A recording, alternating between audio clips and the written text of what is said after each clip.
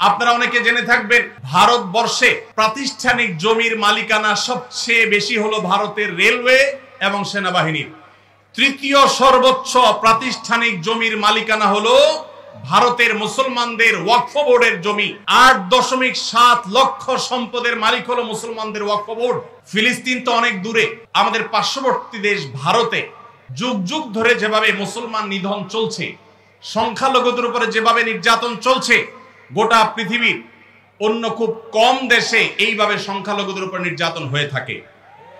আপনারা জানেন অতি সম্প্রতি ভারতের লোকসভায় একটা বিল পাস হয়েছে, সেটা আইনের আকার ধারণ করতে যাচ্ছে, সেটা হলো ওয়াকফ সংশোধনী বিল 2025। আপনারা অনেকে জেনে থাকবেন ভারতবর্ষে প্রাতিষ্ঠানিক জমির মালিকানা সবচেয়ে বেশি হলো ভারতের রেলওয়ে এবং সেনাবাহিনীর।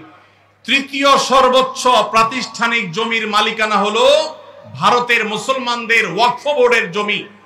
8.7 লক্ষ সম্পদের মালিক হলো মুসলমানদের ওয়াকফ বোর্ড। ইসলামের অন্যতম একটা সৌন্দর্য হলো মসজিদ, মাদ্রাসা, ইয়েতিমখানা, কল্যাণমূলক কাজ, এগুলো পরিচালনা করবার জন্য ওয়াকফের ব্যবস্থা রাখা হয়েছে ইসলামে। কেউ তার জমি জীবদ্দশায় ওয়াকফ করে গেলে কিয়ামত পর্যন্ত সেই জমি যে উদ্দেশ্যে ওয়াকফ করে যাওয়া হয়েছে সে উদ্দেশ্যে ব্যয় করতে হবে। ওয়াকফের জমি কেউ বিক্রি করতে পারে না, এক্সচেঞ্জ করতে পারে না, দখল করতে পারে না। যে উদ্দেশ্যে ওয়াকফ করা হয়েছে এটার পরিপন্থী কোনো কাজ করা যায় না। ওয়াকফের এই চমৎকার উদাহরণের কারণে পৃথিবীতে কল্যাণমূলক কাজ আজীবন বেঁচে থাকবে। সেই সাস্টেইনেবল ওয়াকফের মাধ্যমে সাস্টেইনেবল ডেভেলপমেন্টের ব্যবস্থা ইসলাম রেখেছে। ভারতবর্ষে মুসলমানদের শত শত বছর চলে আসা 8.7 লক্ষ সম্পদ, যেটা টোটাল ভারতবর্ষে যত প্রাতিষ্ঠানিক সম্পদ আছে এর মধ্যে তৃতীয় সর্বোচ্চ, সেই সম্পদ আজ ভারতের হিন্দুত্ববাদীরা গ্রাস করবার জন্য নতুন করে সংসদে বিল তারা পাশ করেছে।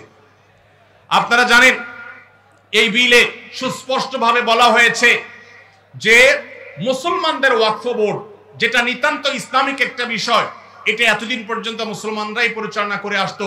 এখন রাজ্য এবং কেন্দ্রীয় ওয়াকফ বোর্ডে দুজন অন্য ধর্মাবলম্বী অমুসলমান হিন্দু তাদেরকে বাধ্যতামূলকভাবে ওয়াকফ বোর্ডে অন্তর্ভুক্ত করার জন্য আইন করা হয়েছে।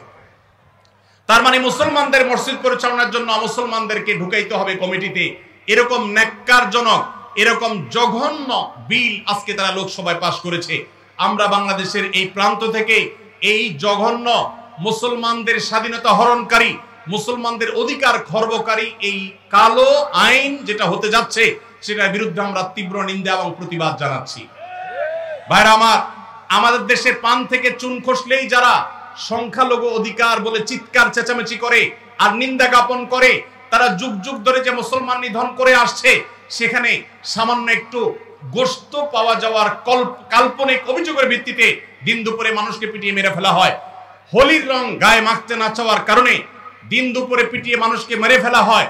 তাদের উৎসবের নাম দিয়ে মুসলমানদের মসজিদগুলোকে ভাঙা হয় বুলডোজার দিয়ে। যেখানে 1000 বছরের পুরাতন বাবরি মসজিদ ভেঙে সেখানে রাম মন্দির নির্মাণ করা হয়। ওয়াকফ বোর্ডের উপরে কর্তৃত্ব প্রতিষ্ঠা করার মাধ্যমে মুসলমানদের লক্ষ লক্ষ সম্পদ, এটাকে হিন্দুরা তাদের মতো করে মসজিদ মাদ্রাসাগুলোতে আরো বহু রাম মন্দির প্রতিষ্ঠা করার আইনি ভিত্তি তারা তৈরি করেছে। এই কালো আইন, এই বিলের বিরুদ্ধে আমরা তীব্র প্রতিবাদ এবং নিন্দা জ্ঞাপন করছি। আমাদের দায়িত্ব হবে প্রত্যেকটা মানুষ ভারতবর্ষের মুসলমানদের বিরুদ্ধে এই ঐতিহাসিক জঘন্য যে পদক্ষেপ ভারত সরকার নিতে যাচ্ছে এর বিরুদ্ধে প্রত্যেককে যার যার জায়গা থেকে প্রতিবাদ জানাতে হবে। ওয়াকফ সম্পদ এটা মুসলমানদের অধিকারের ব্যাপার, সামাজিক এবং ধর্মীয় অধিকারের ব্যাপার। মুসলমানদের সে অধিকার থেকে তারা বঞ্চিত করছে, একের পর এক কালো আইন করে করে মুসলমানদেরকে বঞ্চিত করা হচ্ছে। আমরা নিন্দা জানাই। সেই সাথে ভারতের একটা আইন আছে, 12 বা 13 বছর যদি কেউ কোনো জমি নির্বাধায় দখল রাখতে পারে সে সেটা মালিকানা দাবি করতে পারে। ওয়াকফের জমিগুলো এখন কেউ যদি এভাবে দখল করে রাখতে পারে আর সংশ্লিষ্ট ওয়াকফ বোর্ড যদি কোনো আপত্তি না জানায়, তাহলে সেটার সে মালিকানা দাবি করতে পারে। এবং সেই মালিকানার দাবি নিষ্পত্তি করার নতুন করে বিল পাস করা হয়েছে যে কালেক্টরেটের চাইতে সিনিয়র লেভেলের কোন অফিসার সেটা নিষ্পত্তি করতে পারবে। অর্থাৎ মুসলমানদের মসজিদের বিষয়ে এই জমি যদি কোনো হিন্দু দখল করে তাহলে সেটা যেন সে দখল নিতে পারে, তার জন্য 1000টা দুয়ার খোলা হয়েছে। এটা ভারতবর্ষের ইতিহাসে মুসলমানদের বিরুদ্ধে তৈরি হওয়া সবচেয়ে কালো আইনগুলোর একটা, যেটা মুসলমানদের অধিকার খর্ব করছে, সংখ্যালঘুদের অধিকার খর্ব করছে, আমরা এর তীব্র নিন্দা জানাচ্ছি। আল্লাহ রাব্বুল আলামিন ভারতবর্ষের মুসলমানদের অধিকার যেন তারা ফিরে পায়, সেই তৌফিক আল্লাহ তাদের সবাইকে দান করুন, আমিন।